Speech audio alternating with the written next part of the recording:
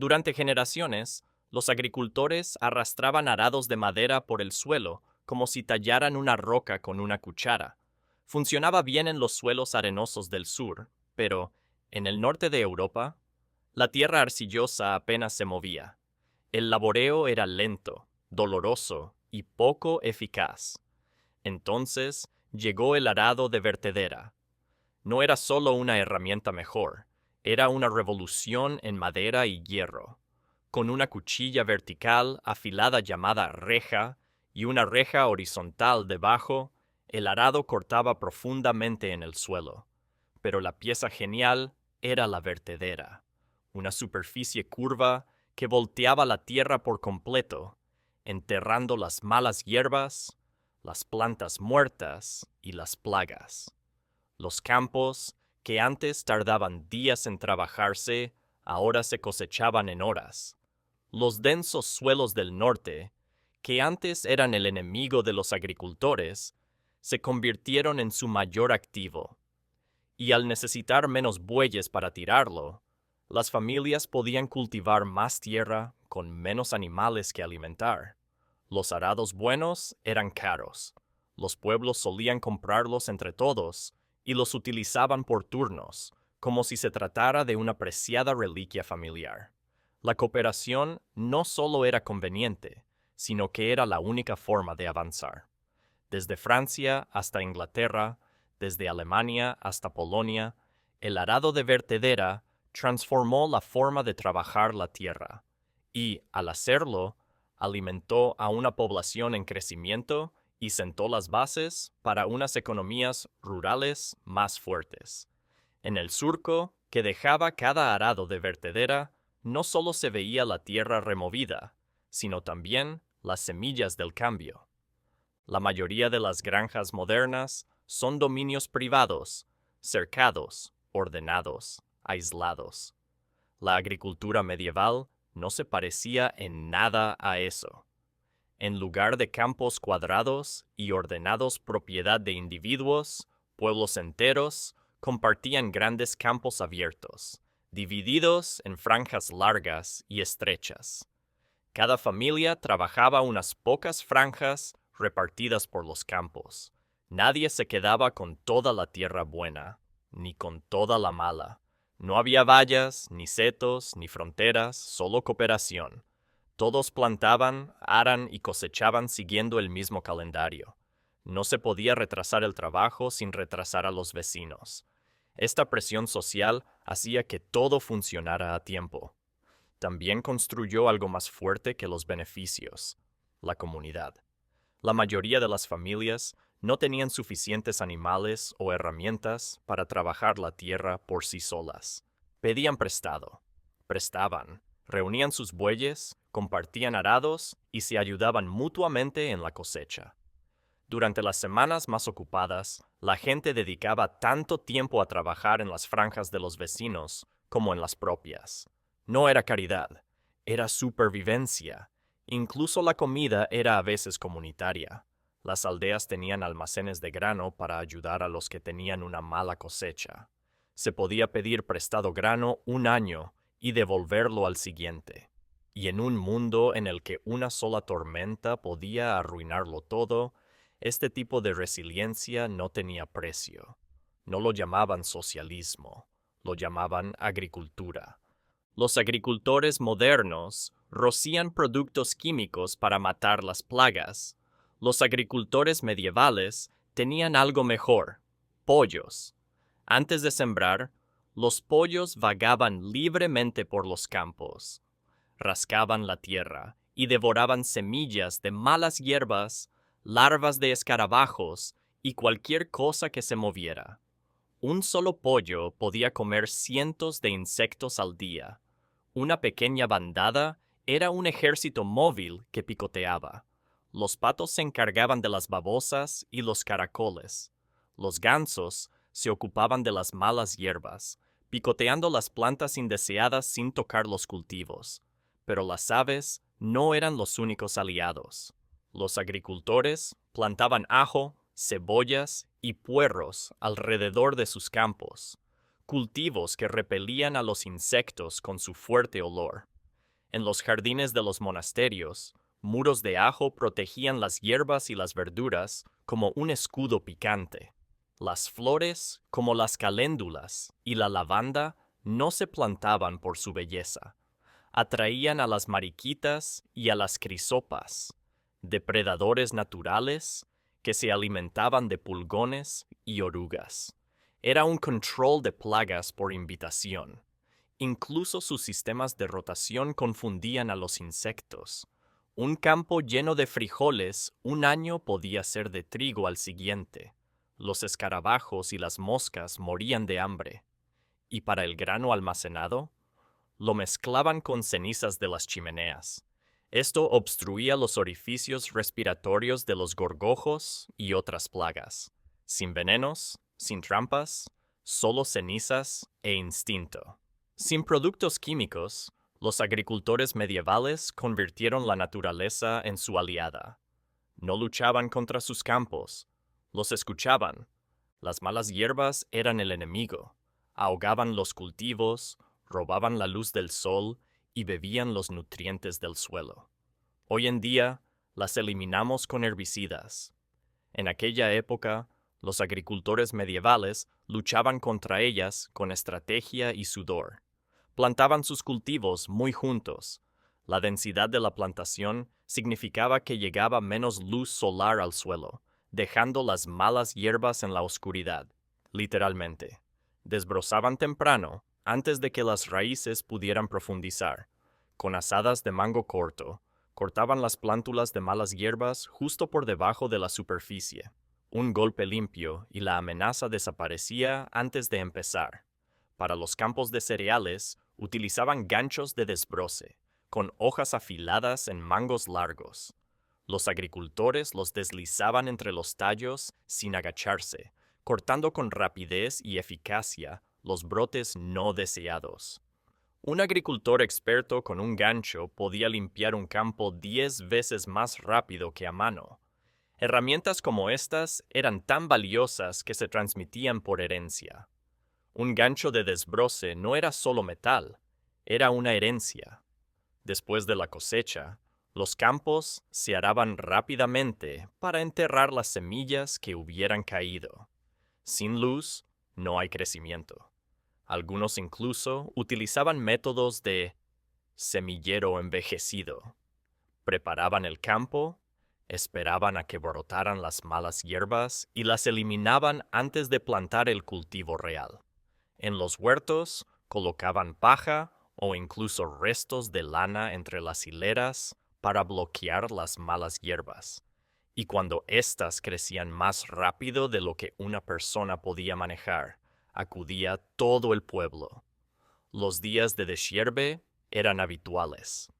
Lo que llevaría una semana a una persona sola, se hacía en horas entre todos, sin productos químicos, sin atajos, solo sincronización, herramientas y trabajo en equipo. El clima siempre ha sido la gran apuesta de la agricultura.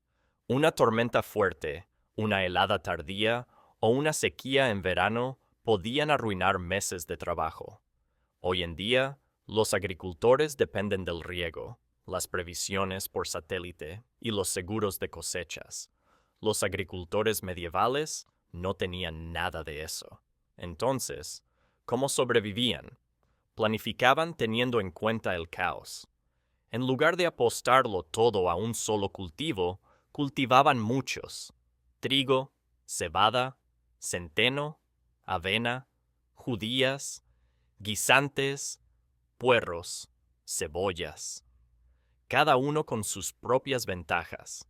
La cebada y el centeno prosperaban en climas fríos y húmedos. Las judías aguantaban bien la sequía. Si uno fallaba, otro solía tener éxito. También plantaban el mismo cultivo en diferentes lugares. Una franja de trigo en el valle podía ahogarse en una inundación, pero la de la colina sobrevivía.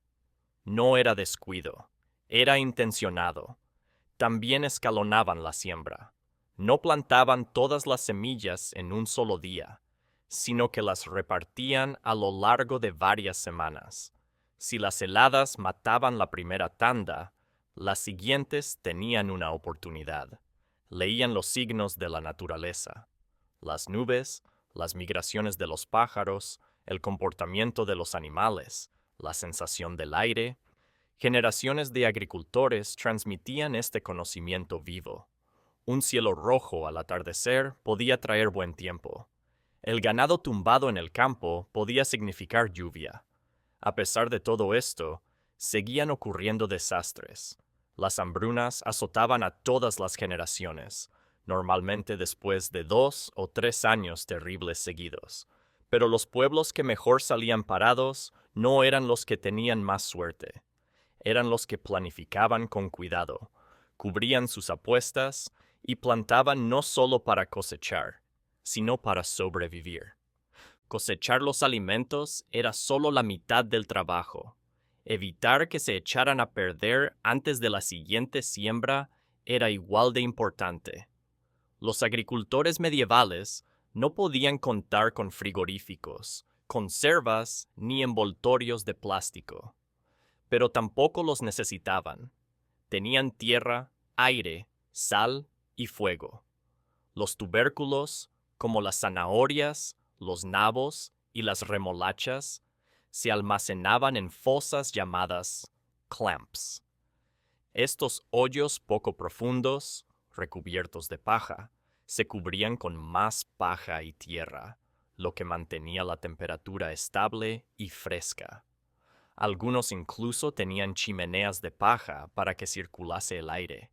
Si se hacía correctamente, los nabos cosechados en octubre aún podían estar buenos en marzo. El grano se manipulaba con aún más cuidado. Los agricultores construían graneros elevados con suelos separados del suelo, a veces sobre pilotes de piedra con forma de setas para evitar que las ratas trepasen. El grano se mantenía seco, fresco y fuera del alcance. A menudo se almacenaba en cáscara o tallo para protegerlo aún más. En algunos casos, duraba 2 o incluso 3 años. La carne se salaba, mucho. El cerdo, la ternera y el pescado se guardaban en barriles con sal o se ahumaban a fuego lento en ahumaderos de madera oscura. La sal eliminaba la humedad y hacía que la carne fuera hostil para las bacterias. La sal era tan valiosa que a veces sustituía al dinero. A algunos trabajadores se les pagaba con sal, de ahí la palabra salario. La leche se convertía en queso. La mantequilla se salaba y se guardaba en barriles. Las verduras sobrantes se fermentaban. El repollo se convertía en chucrut, rico en vitaminas. Incluso los nabos se podían rallar, salar y almacenar para las comidas de invierno. Estos métodos no requerían herramientas de alta tecnología. Solo se necesitaba paciencia, una técnica cuidadosa y generaciones de práctica. Las aldeas medievales no solo almacenaban alimentos, también planificaban para los años de escasez.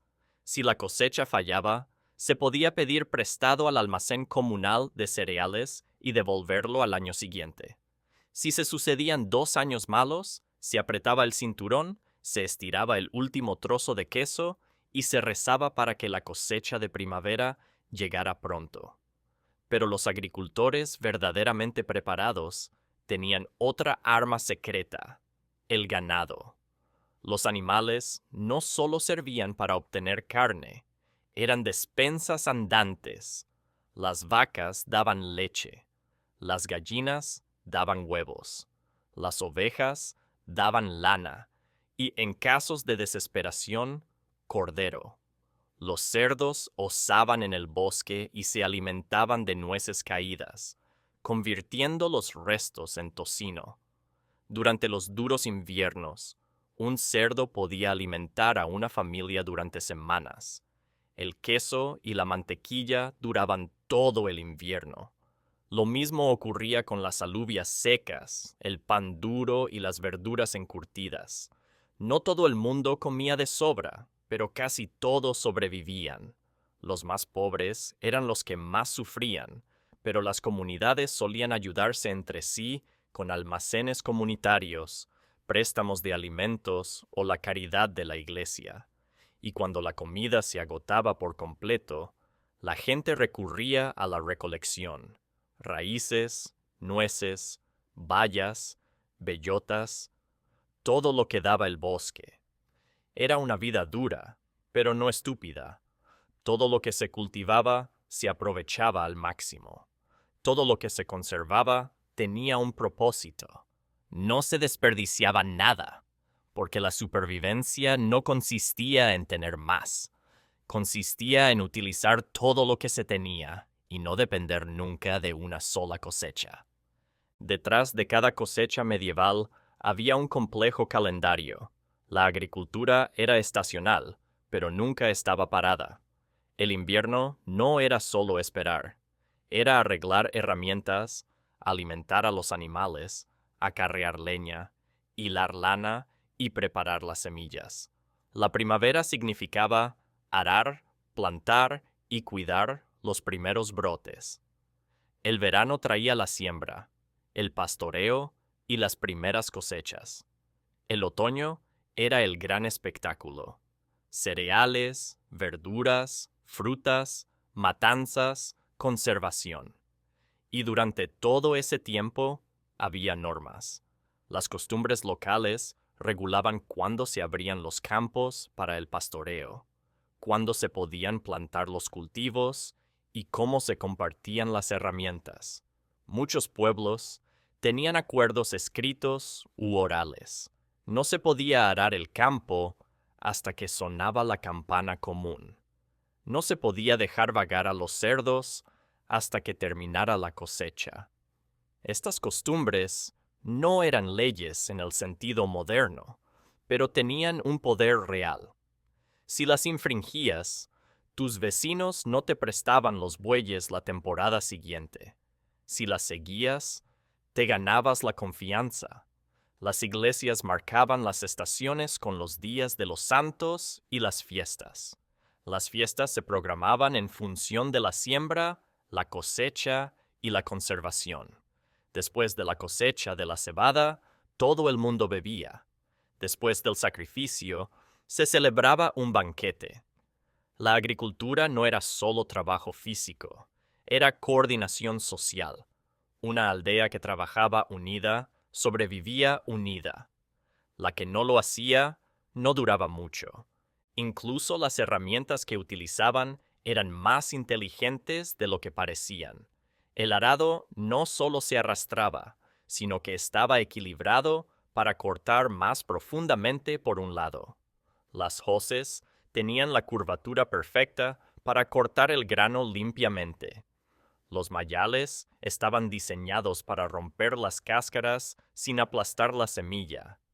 Y cuando las herramientas de metal se desgastaban, se reparaban, no se desechaban. Los herreros eran esenciales, no solo para las herraduras, sino para afilar cuchillas, sustituir piezas y reforjar herramientas rotas. Cada campo tenía sus herramientas. Cada herramienta tenía su propósito. Y cada mano que las empuñaba sabía cómo utilizarlas bien. Los agricultores seguían los ciclos lunares, observaban las migraciones de las aves y tomaban notas, a veces literalmente, en los márgenes de los libros de oraciones. Algunos incluso experimentaban. ¿Qué frijoles crecían mejor a la sombra? ¿A qué profundidad se debía plantar el trigo? ¿Cuánta ceniza se debía mezclar con el grano? No se trataba de campesinos al azar que apuñalaban la tierra. Eran expertos de toda la vida en un oficio basado en la prueba, la observación y la memoria. Al fin y al cabo, la agricultura medieval no era primitiva, era precisa. No funcionaba con máquinas, sino con siglos de habilidad humana. Algunos de los campos más fértiles de la Europa medieval no se encontraban en terrenos elevados ni en lo profundo de los valles, sino que fueron creados a propósito. A lo largo de los ríos y arroyos, Los agricultores medievales desarrollaron sistemas conocidos como prados de riego. No se trataba de pantanos ni de arrozales. Eran paisajes diseñados, cuidadosamente inundados y drenados, para que la hierba siguiera creciendo durante el invierno y principios de la primavera. En una pradera inundada, unos canales poco profundos desviaban el agua del río hacia los campos llanos. La capa de agua, lenta y fina, evitaba las heladas, calentaba el suelo y favorecía el crecimiento temprano de las plantas. En un mundo sin fertilizantes artificiales, esta hierba extra era oro. Significaba que los animales podían pastar o alimentarse de forraje fresco cuando la nieve aún cubría las colinas. ¿El resultado? Animales más sanos, más estiércol y cosechas más abundantes a finales de año. El agua fluía a finales de otoño y se drenaba antes de la siembra. Era un sistema de fertilidad prestada. Se extraían los nutrientes del río y se esparcían por la tierra, y requería un mantenimiento constante. Había que limpiar las zanjas, reforzar los bancos, revisar las compuertas. Era un trabajo comunitario, a menudo dirigido por los ancianos que recordaban cómo debía fluir el agua. No se trataba de humedales accidentales. Eran soluciones ingeniosas, el tipo de ingenio silencioso que hizo posible la supervivencia en la Edad Media. Y funcionaban tan bien que algunos sistemas de prados inundados se mantuvieron en uso hasta bien entrado el siglo XIX. El estiércol no era un residuo, era un tesoro. En un mundo sin fertilizantes sintéticos, nada era más importante que reponer el suelo, y los agricultores medievales sabían exactamente cómo hacerlo. Todos los animales de la granja tenían valor, no solo por su carne o su leche, sino también por sus excrementos, el estiércol de vaca, el de cerdo, los excrementos de pollo. Todo se recogía, se apilaba y se compostaba, mezclado con paja, hojas, cenizas e incluso restos de comida. Estas pilas fermentaban en los rincones del patio. El resultado no era solo podredumbre, era energía, un suelo rico y negro que los agricultores esparcían por los campos antes de sembrar. Sabían qué abonos funcionaban mejor en cada lugar. Los excrementos de pollo eran muy fuertes, demasiado para las plantas jóvenes. El estiércol de vaca era más suave. El de cerdo hacía maravillas con los cereales. En las fincas más grandes, el estiércol se gestionaba como el grano. Se controlaba y se distribuía con cuidado. Algunas aldeas tenían zonas asignadas donde se guardaban los rebaños durante la noche para fertilizar los campos por la mañana. Y no se limitaban a los animales. El abono verde, plantas que se cultivaban solo para arar, era otro truco. Se sembraban trébol, besa y ciertas hierbas, no para cosecharlas, sino para alimentar la tierra. Incluso las malas hierbas, si se cortaban antes de la siembra, se convertían en abono. Los agricultores medievales no solo pensaban en los cultivos, pensaban en el suelo, en el largo plazo, en las estaciones que aún estaban por llegar, porque sabían algo que a menudo olvidamos. La buena agricultura no es lo que se toma, es lo que se devuelve. Para la gente de la Edad Media, el tiempo no se medía con relojes, se medía con las tareas. Antes del amanecer, el día comenzaba con el cuidado de los animales, alimentar a las gallinas, ordeñar las vacas, remover el compost. Luego venían los campos, arar, plantar, deshiervar, cosechar. Cada tarea tenía su momento bajo el sol. En verano, las jornadas laborales se alargaban, pero el invierno traía otras tareas: hilar, remendar, cortar leña, reparar herramientas. Las tardes se dedicaban al mantenimiento y a las comidas. No se desperdiciaba nada. Los días lluviosos se dedicaban a moler el grano, hacer queso o remendar arneses. Los niños ayudaban. Los mayores aconsejaban. Todos contribuían. El ritmo de la vida en la granja seguía el de la tierra, la luna y el cambio de estaciones. Las campanas de la iglesia no solo sonaban para rezar, sino también para trabajar. Prima, tercia, sexta, nona. Horas que marcaban el ritmo del trabajo. Los domingos eran días de descanso por decreto, pero también por necesidad. El cuerpo tiene un límite, y cuando llegaban los días festivos, el pueblo se detenía, no por ocio, sino por gratitud. El trabajo era duro, pero la estructura lo hacía soportable. El tiempo no era un tirano, sino un compañero, y en esa asociación, los agricultores medievales encontraban el espacio suficiente para resistir. La agricultura no era el trabajo de un hombre solo en el campo, era el trabajo de las familias. Las mujeres no solo cocinaban y limpiaban, sino que también se ocupaban de los huertos, conservaban los alimentos, criaban el ganado, recolectaban hierbas y ayudaban en la cosecha. Los niños aprendían desde pequeños a quitar las malas hierbas, ahuyentar a los pájaros y alimentar a los terneros. Los abuelos les enseñaban los signos del tiempo, cuándo sembrar y cuándo cosechar. Los conocimientos se transmitían de boca en boca y de mano en mano. En algunas regiones, las mujeres controlaban por completo la producción láctea. Batían la mantequilla, curaban el queso y se encargaban de la importante tarea de convertir la leche del verano en alimento para el invierno. En los años difíciles, la mantequilla era lo que permitía sobrevivir. Todas las manos eran importantes.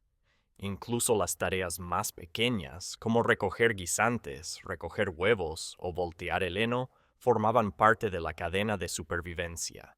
Nadie estaba ocioso, porque nadie podía permitírselo.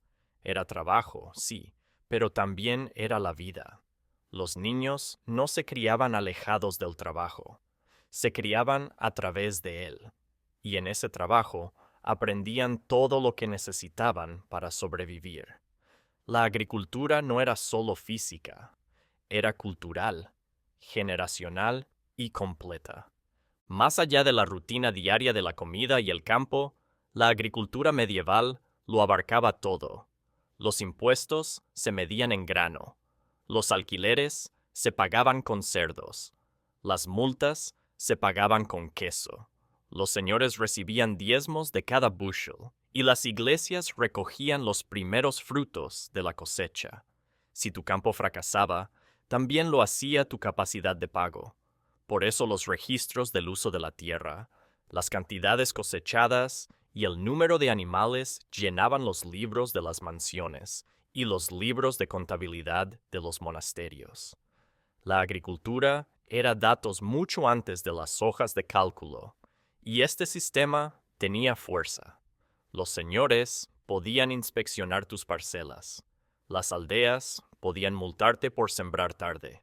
Las disputas por la tierra se resolvían por costumbre, testimonio y, a veces, con sangre. Pero no todo el control venía de arriba.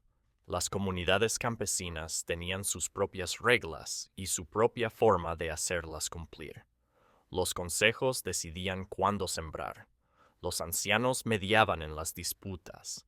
La agricultura no era ilegal, era legal, social y espiritual. Incluso el calendario se adaptaba a ella. Se celebraban fiestas para celebrar la siembra y la cosecha. Los santos eran los patronos de las cosechas, el clima y el ganado. Una mala cosecha podía provocar no solo hambre, sino también revueltas, porque la agricultura no era solo supervivencia, era la economía, el sistema judicial, la fe. Todo estaba arraigado en la tierra. En el campo medieval, el conocimiento no se transmitía a través de los libros o las escuelas, sino a través de la práctica. Un niño aprendía a plantar observando las manos de su padre. Las niñas aprendían cuándo cosechar las hierbas caminando por los setos con sus abuelas. La sabiduría de la agricultura no se almacenaba en bibliotecas, sino en las vidas. Pero esta tradición oral no era primitiva, era refinada. Generaciones de observación se convirtieron en sistemas. Los pueblos recordaban qué campos se inundaban cada 5 años. Sabían qué laderas se veían afectadas por las heladas tardías, en qué valles crecía la cebada más dulce, qué arroyo se secaba primero en verano. Parte de esto se escribía. Los monasterios llevaban registros detallados y algunas fincas nobles registraban el clima y las cosechas durante décadas. Pero para la mayoría de los agricultores, el conocimiento vivía en las personas, en el trabajo compartido, en la repetición. Un padre decía, «Nunca siembres avena antes de que la nieve abandone la colina del norte». Un vecino podía advertir, «Si las golondrinas llegan temprano, prepárate para una estación seca». Estos dichos no eran supersticiones, sino siglos de observación del clima condensados en frases. Esta experiencia transmitida de generación en generación formó una ciencia viva, siempre adaptándose, siempre recordando. Hizo que los agricultores medievales fueran profundamente locales, pero también increíblemente precisos. No generalizaban, aprendían su tierra, año tras año, hilera tras hilera. Y eso los hacía mucho más en sintonía con la naturaleza de lo que a menudo les reconocemos. Las herramientas de trabajo cambian, pero algunas sobreviven porque son simplemente adecuadas. El mayal medieval, por ejemplo, era 2 palos de madera unidos por cuero. Uno era el mango y el otro el golpeador.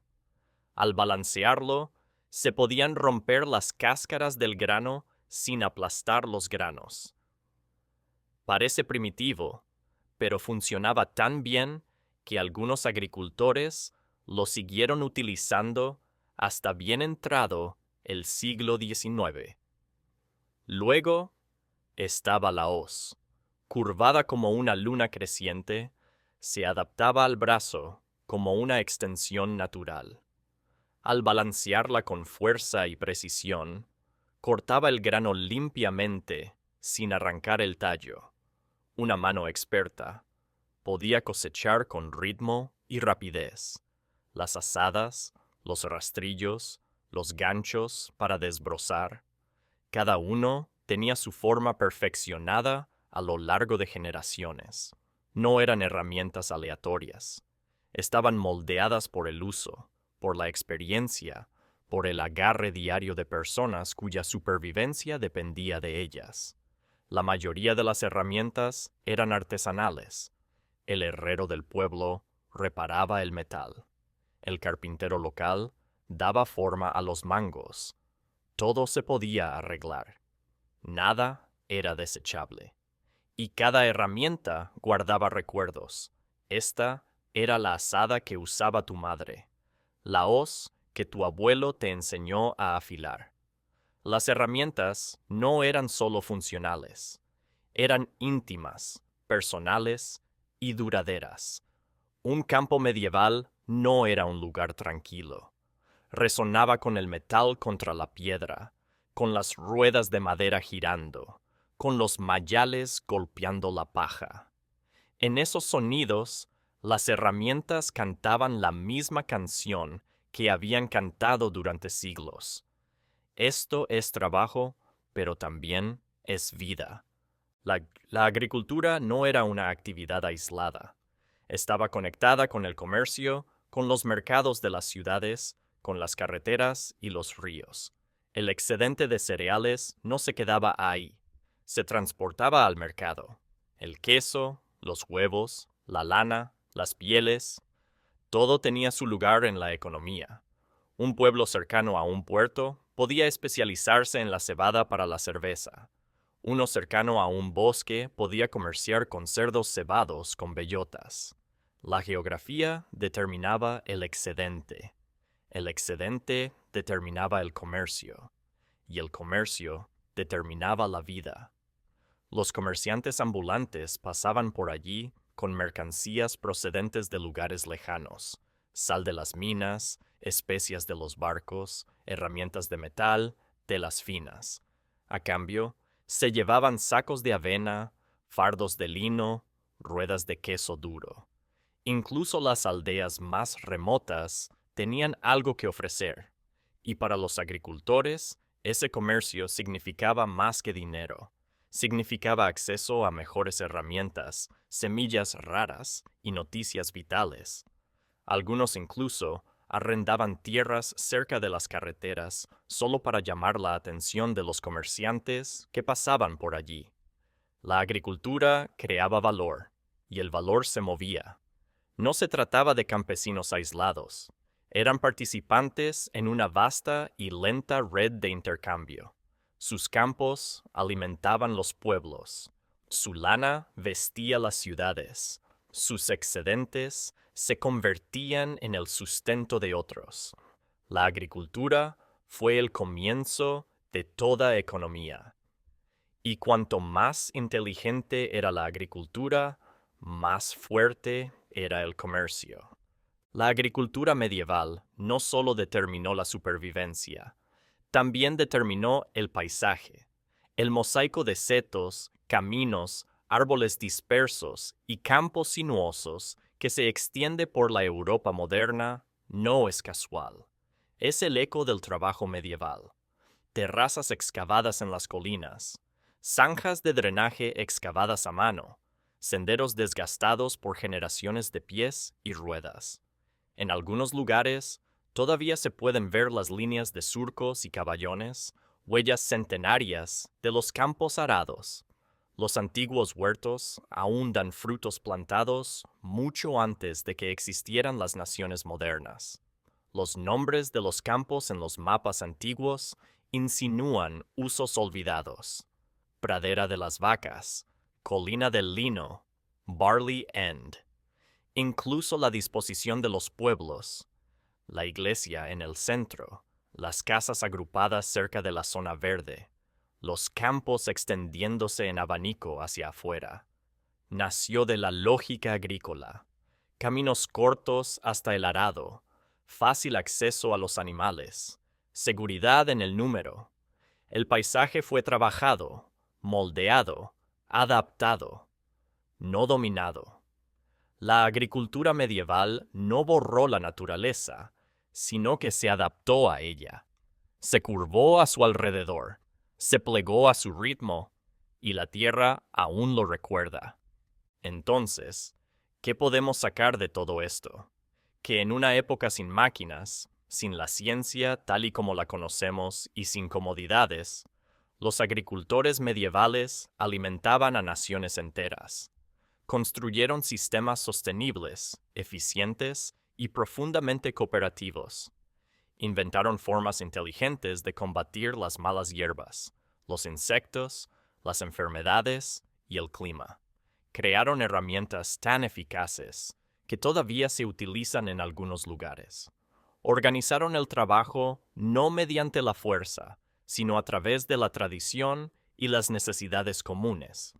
Y transmitieron un acervo de conocimientos que se adaptó a lo largo de los siglos. ¿Eran duras sus vidas? Sin duda. ¿Eran ignorantes? En absoluto. Conocían su tierra más íntimamente que la mayoría de nosotros. No se limitaron a sobrevivir. La optimizaron, innovaron, resistieron. Así que la próxima vez que imagines a un agricultor medieval, no veas una figura sucia y encorvada tropezando en el barro. Ve a un ingeniero de sistemas con un arado de madera. Ve a un estratega comunitario con un saco de semillas. Ve a un genio de la tierra probado por el tiempo. Porque la agricultura medieval no era tonta. Era más inteligente de lo que crees.